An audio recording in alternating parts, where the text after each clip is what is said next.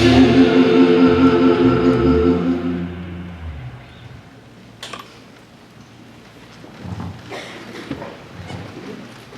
me all that I must do, and I must give you the welcome this morning. We're so excited!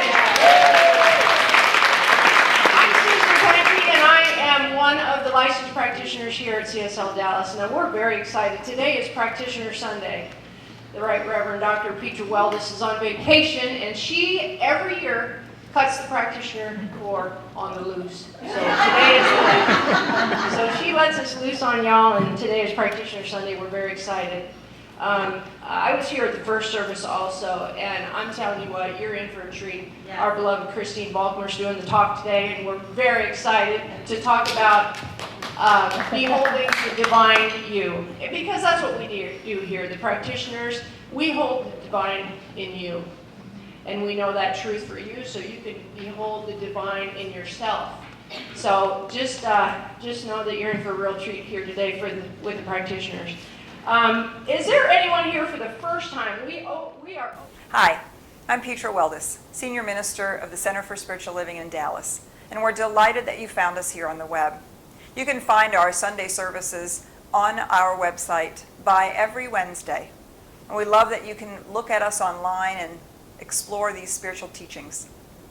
Feel free to explore our archives. It goes back a number of years with lots of special topics and amazing speakers. You can also sign up for our email news, My Daily Words, and my blog, Spiritual Living with Dr. Petra. If you're looking for a spiritual community, come visit us. Or if you're just in Dallas, drop on by. We'd love to give you a hug. Welcome home. Good morning. Good morning. I'm Dora Breedlove. I'm the Director of Youth and Family Ministry here. And today we are honoring our teens who are graduating from high school. And we have 3 of them, and I want to tell you about them and invite a couple of them up here. The first one is Elijah Brooks. Elijah has been with our program since he was 8 years old. And he came with his aunt, and his aunt became the teen advisor for many, many, many, many years. And so Elijah rose to the position of leadership in our teen program. He often was a spokesperson. So some of you may recognize him when he comes up here, who he is, because he is singularly a unique person and has embodied this principle so beautifully in his life. Currently, he's working full-time as an assistant manager at the pizza place where his aunt is now his employee. So he's the boss. Yes. He's interested in math and science, and he would like to continue his education in those fields. And we love Elijah, we miss him, and we wish him well. The second teen I'd like to bring up right now, come on up here, is Amber Fluker. Come over here on this side of me, Amber. Amber started to come here at CSL about 11 years ago. And that's when we were in the other space. And she started to attend regularly 5 or 6 years ago. And very active in the teen program, has gone to teen camp a couple times. All the aspects of what that involves to be a teenager here, lots and lots of volunteering.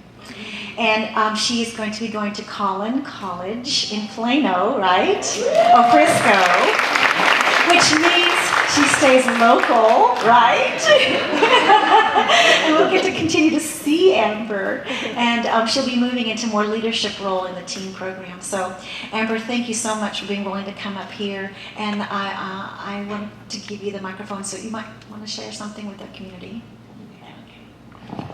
I just want to say thank you for funding our teen group programs and helping us go to winter camp and summer camp, because it's a really fun experience, so we get to learn more about ourselves and we get to bond closer as a group.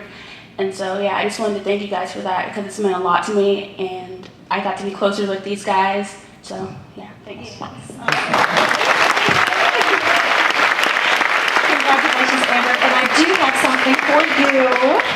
A little something for you to spend in our gift shop, okay? Congratulations again. Best of luck. Okay, our final teen is Anna Vecchio. So where are you, Anna? here she is. Anna started coming here 6.5 years ago. And when she walked through the door, she heard a screaming baby in the nursery, found that child, consoled that child, and stayed in the nursery for 6.5 years. Wow. She's been here before me.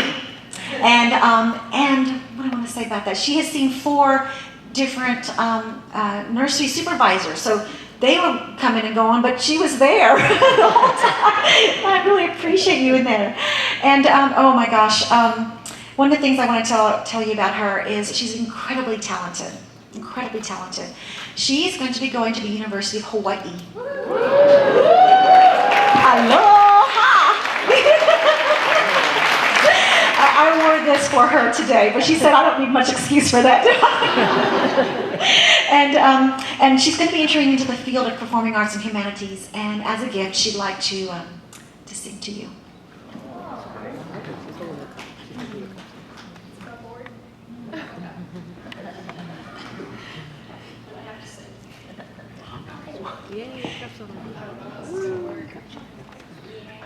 I'm going to hold it. If y'all have ever seen Pitch Perfect or heard the cup song on the radio, Yay, cup song. If you've ever seen Pitch Perfect or heard the cup song on the radio, I prepared a snippet of that. Okay.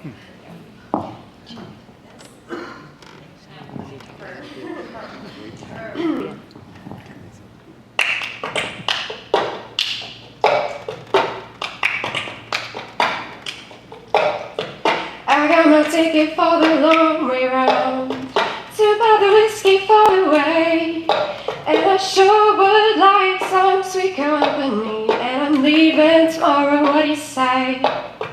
When I'm gone, when I'm gone, you're gonna miss me when I'm gone. You're gonna miss me by my hair. You're gonna miss me everywhere. Oh, you're gonna miss me when I'm gone.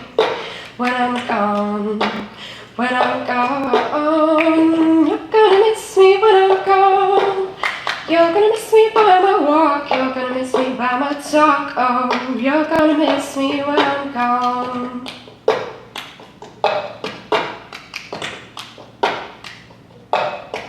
I got my ticket for the long way round, the one with the prettiest of views. It's got mountains, it's got rivers, it's got sights to give you shivers, but it sure would be prettier with you. When I'm gone, when I'm gone, you're gonna miss me when I'm gone. You're gonna miss me by my hair, you're gonna miss me everywhere. Oh, you're sure gonna miss me when I'm gone.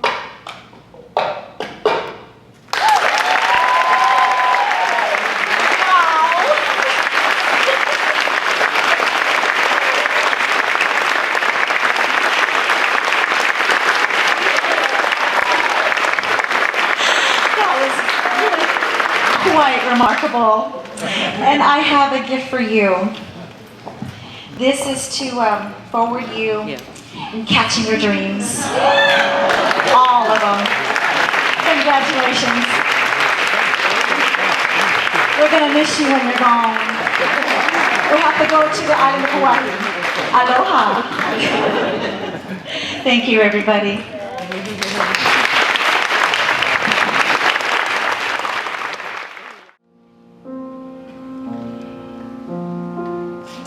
Thy will be done through me. I invite you now to go deeply within and join me in prayer.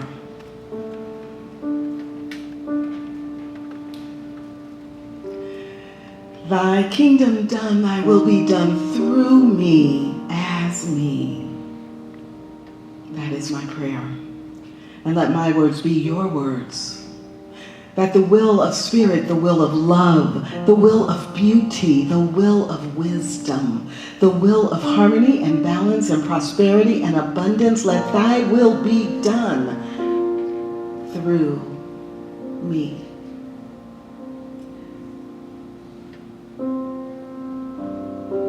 I accept that as my intention for today, for every day. And I know that in this moment, in this place, in this sacred environment that I am sitting next to, sitting in front of, sitting behind, surrounded by the energy and the manifestation of perfection itself. And I behold the divine.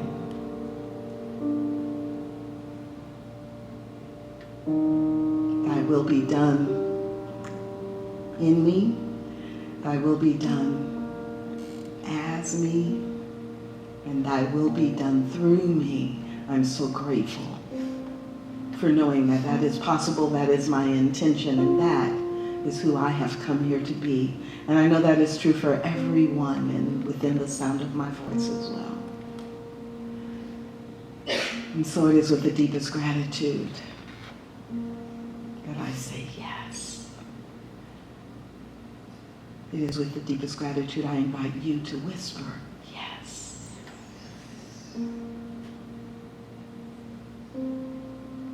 And I let that yes go. I let it be holy, and I let it be wholly our intention for today. Please join me in knowing this truth by saying together, and so it is.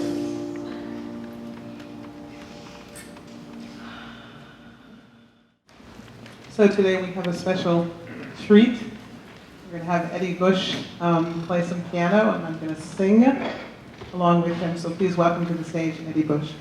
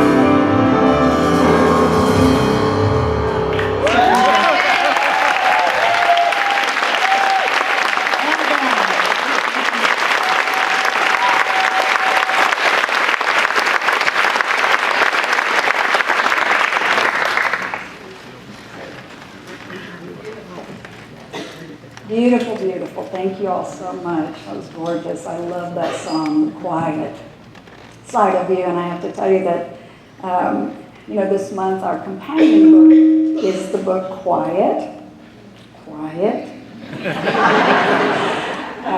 which really deals with those of us and those of you who are internal processors. And so I have to tell you that I've done a ton of internal processing this week on this talk, this idea of behold the divine, behold the divine. And so I want to begin this today. No, you have the first slide, right? Yes, okay, behold the divine in you. So as I began to focus on this, I thought, okay, are we talking about behold the divine in you? Behold the divine in me. Behold the divine in them, and especially those that I don't quite get along with so well, don't agree with so well. Who and what am I beholding? Who and what are you beholding when we say this thing, behold the divine? And so as I began to contemplate this, a friend of mine sent me this beautiful image that I just fell in love with. So I invite you to just play with this image as we're talking, because there's sort of this contemplative light coming in. There's an inviting passageway into this contemplation of beholding the divine. And so I thought, but what is it about this that's so intriguing? Because if I take that word apart, behold, it invites me to both be it and hold it and be held by it. This behold the divine. So there's a quote from Ernest Holmes that is the focus here, so I want to go through this with you. There is that within us which partakes of the nature of the divine being. And since it partakes of the nature of the divine being, we are divine. So let's read that through one more time. There is that within us that partakes of the nature of the divine being. And since it partakes of the nature of the divine being, we are divine. I don't know about you, but in my upbringing, to say something like, we are the divine, would have been a little blasphemous, certainly not humble. And yet this is the truth. This is the truth that we are called into, this divine oneness. And I have an analogy for you. So it's like this. If we contemplate the idea of oneness, and the closest I can come to it is that sense of the ocean, that volume, that depth, that immeasurable, no land around ocean. And if I were to pick up a drop of the ocean, what I know is that in that drop, it partakes of the nature of the ocean.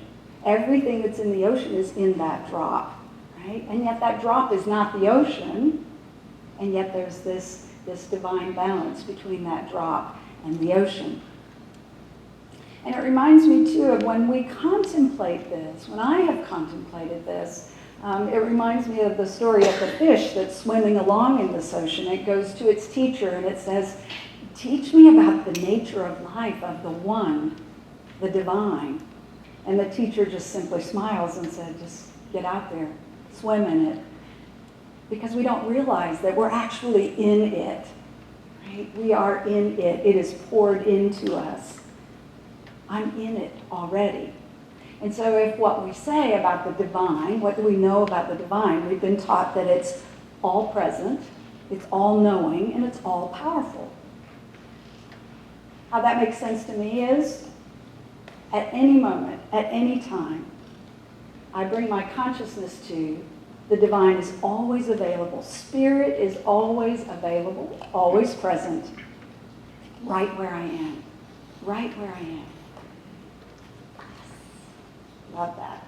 And I love that sense, again, of playing with the word behold. Be it, hold it within, and know that you are held in it. And so when I first started playing around with this, and my fellow practitioner said, "You talk about it," I said, okay. So what came to me immediately were these images of, from my background, is the Annunciation. And so you may have heard this story as a child of the Mary, the Virgin Mary. And these are some of the old images that, Shondell, can you take me back to that image? There it goes, all right. So we're going to take this up in a slightly different way, not in the way perhaps you learned in Sunday school as a child. But these images, I want to look at how they depict that there is always light coming in. There's this sense of light, enlightenment.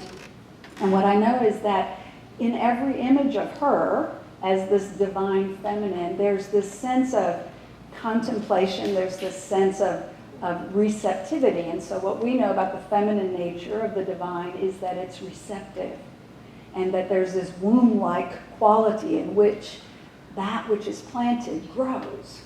And so we have this beautiful, ordinary woman who is in contemplation, and lo and behold, here comes Gabriel, this winged creature who announces to her, "Behold, the divine in you." He says, "Behold, blessed are you among women, and blessed is the fruit of your womb." So we can take that literally, or we can certainly take that up metaphorically from a New Thought perspective, is that there is this seed planted in her, this idea of oneness, this idea that there is no separation between the divine and her. As an ordinary woman, having an ordinary morning, she's had her tea and she's doing her spiritual practice, and boom, here it comes. So I love that. I've played with those images as I was contemplating this whole idea of the Annunciation. Behold the divine in you, and the light that's coming in. And so we see this as the power of the divine to reveal truth and manifest new life, the sacred within ordinary life, that this is your life, this is my life. And what I love about this is that Gabriel just pours out this blessing and this massive amount of love. But when that happens, what's the other side of that coin? What was her answer? What did she say? "Oh no, not me today. Nope, I'm having hormones. Nope, not me today. Nope, I need to lose 20 more pounds. Nope, not me today. I didn't pass that test. I got to take another class. Nope, not me today." That was not her answer. Her answer was this all-out yes. This all-out I accept. And what she says then is, yes, and my soul, my whole entire being magnifies the divine. And so she begins then to move out into her life through this lens of behold the divine in me, as me, through me. And not only that, what I love about this story is the next part of it is she doesn't just have this high of this spiritual experience. The next part of the story is she actually gets out and gets going, and she goes to her cousin Elizabeth's, who is out to here about to pop with a baby. It's the first namaste experience, where it's the divine within me honors the divine within you. And so these two women are exchanging this sense of the divine within me, the divine within you. And so we know that then later, as the story unfolds, Elizabeth has John and Mary has Jesus. But what I also love about the ordinary in this is that here's this ordinary Jewish girl trying her best to do it right. And she's engaged, but she's also pregnant, and she's also trying to figure out what do I do? Because when the rabbi finds out and all hell breaks loose and And so there's life going on. There's actual life going on in this woman, in her ordinary life. And she still says yes. And she moves out from that place. And then we know that things work out. Things work out. Joseph comes, they get quietly married, they go off, and then the big adventure comes. Right? And so I just love that about that, because how often do we, look at a story like this and just think, oh, it's, that's a Bible story. It's not. It's a complete and total metaphor. And it's a perfect setup as she moves into this divine yes for Jesus, the master teacher, to show up, the way shower. And so we take this whole thing up as she is that divine receptive container, that consciousness. And here comes Gabriel, who announces that to her. So you're probably wondering, okay, where is she going with this? And how does this relate? This is Practitioner Sunday. What's going on with that? And so I just want to take that up as that what she came to see in her own son is that he moves into his ministry from this place of oneness, this place of there is absolutely no separation, and is the way shower for us to really take in this idea of I am that I am. And that divine I am moves out in front of me and is in me and is actually in you and in between us. Always, in all ways, present, available. And so this is how the story begins to take up. So I asked then, so what does this mean for us? Gabriel had absolutely no concern that here she is, Jewish, pregnant, engaged. No one knows who the father of this child is, and so he has no concern for that. And yet her life unfolds. And so when I think about our work as practitioners within our community, there's that sense of yes. There's no denial that we're all in ordinary circumstance. We're all in ordinary life, and however it unfolds with its ups and downs. And we hear the stories of the lack of a job or a health challenge or a relationship that's rocky or a child that's ill, whatever it is. And there's great compassion, meaning that a practitioner will breathe with you through this human experience. And yet, there's that ability to say yes and see into the truth of your being.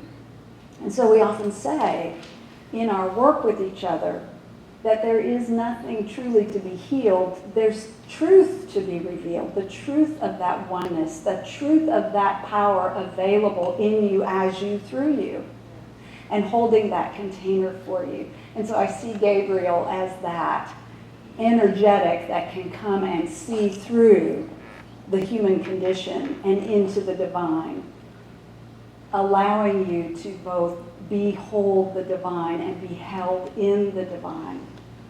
So that is just an amazing piece of the work that we do as practitioners. So I want to move on to, so we agreed to this, then what happens? So we've talked about how the divine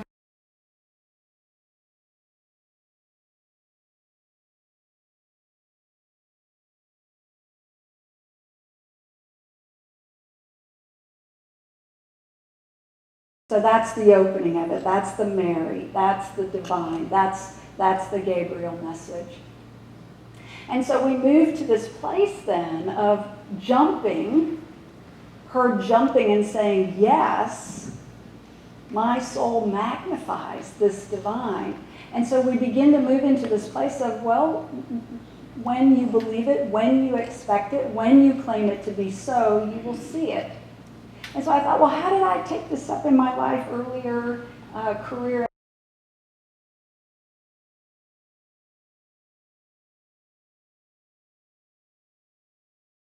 Challenging circumstances. And so I'm a very compassionate person, and yet there was that place in me that I had to raise that bar and expect that those kids were going to rise to the occasion. And we do that with each other in our work. It's expecting that, yes, there is healing. Yes, there is the divine made manifest in it. We see it in athletes all the time. I love how every time the Olympics come around, there's been this record and nobody thinks it's humanly possible that they can swim it in less time or run it in less time, and they break it every time. It's that expectation,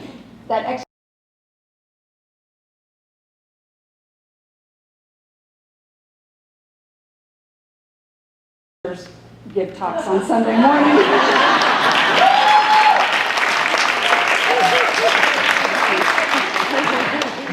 So I had a great experience this week. This was so fun. One of my clients is the ARC. There's a nonprofit that helps and has programs for people with intellectual disability. And so my sister is a photographer, and we needed photographs for the website. And she can be a little flighty, and so I was trying to prepare her that when you go into a room, a bowling alley,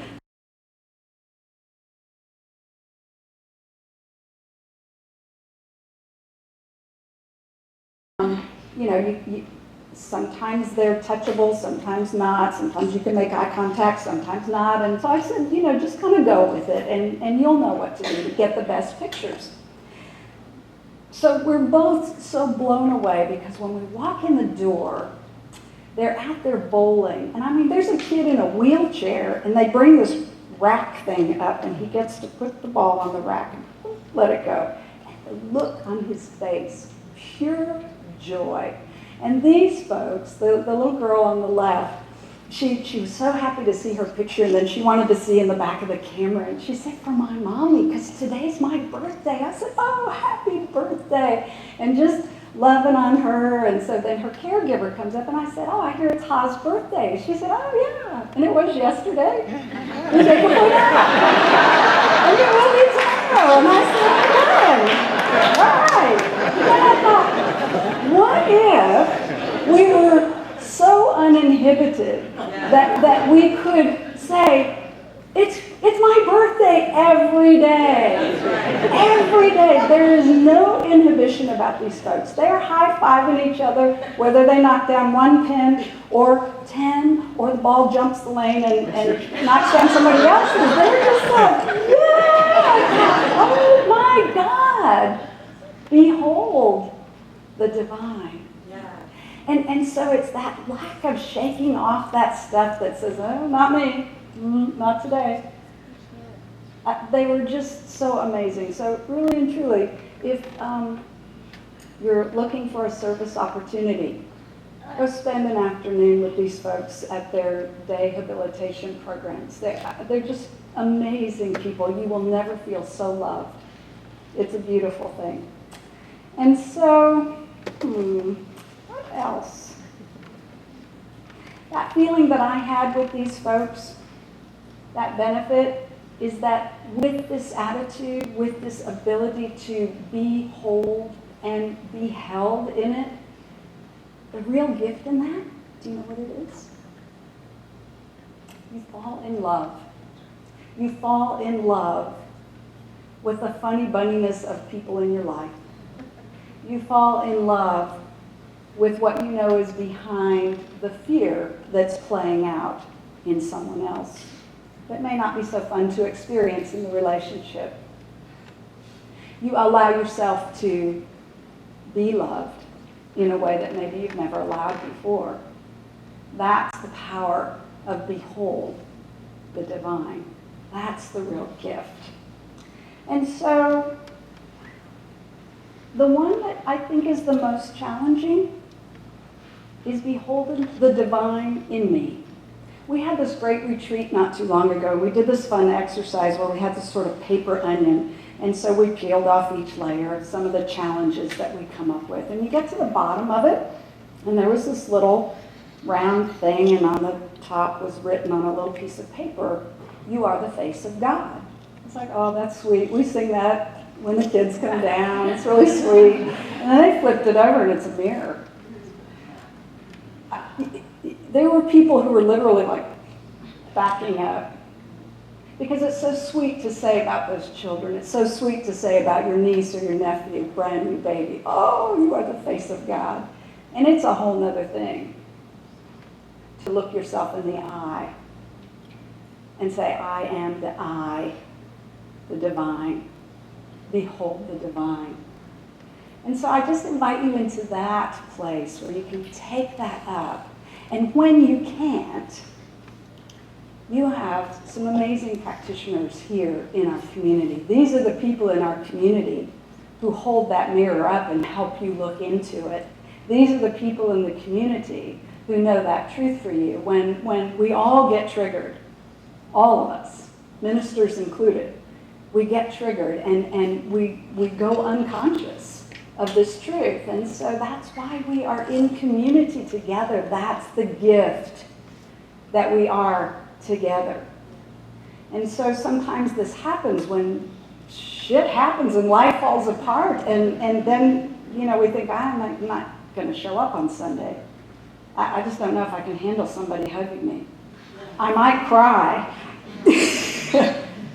So come and let it down and shed your tears and let yourself be loved, be held, behold the divine in you. That's what we're here for. And so I invite you to simply take that up. And in closing, one of the things that I want to invite us to do together is this blessing.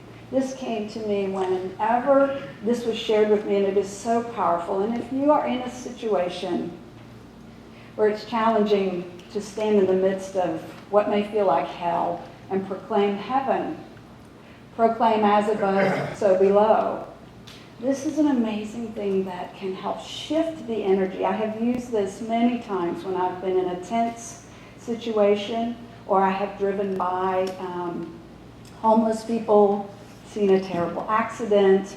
And so I want to invite us to say this together, if you will. And then we'll put this on Facebook so that you can write it down for yourself to practice with this week.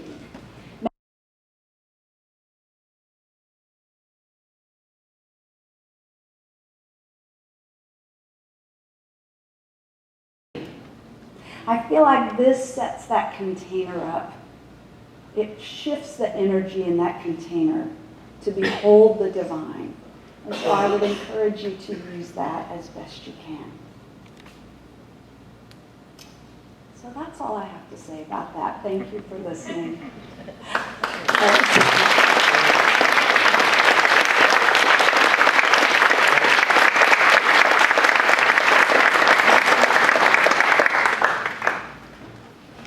I invite you to go within, breathing into that still center place, into the cave of your heart, into that place of sitting in the light and hearing the Gabriel say, behold the divine. So I invite you to breathe in that awareness of that presence of spirit, knowing that just like that fish in the ocean, you can't get out of it. You are in it. It pours into you. It is you. It is all around and ever available. And as you breathe that in, I invite you then to take your awareness out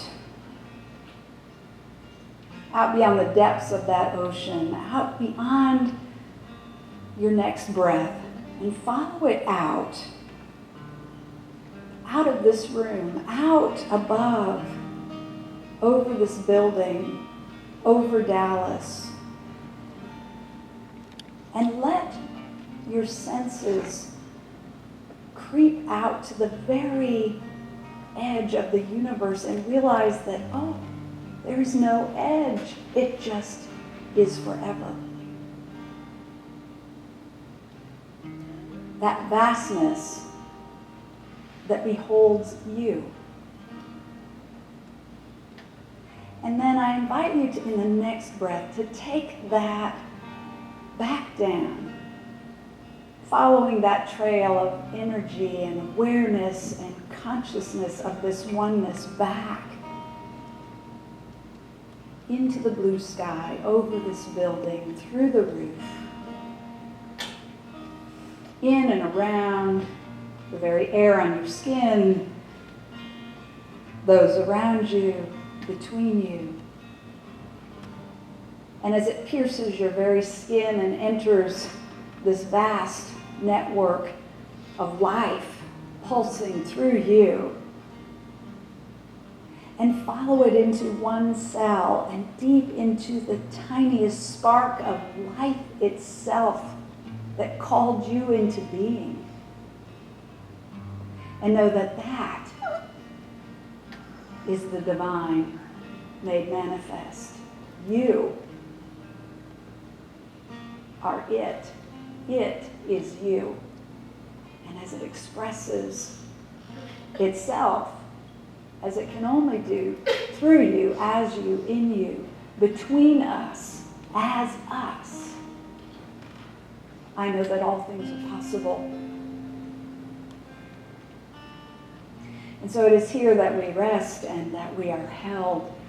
Behold the divine in you. Be held in the divine. Be.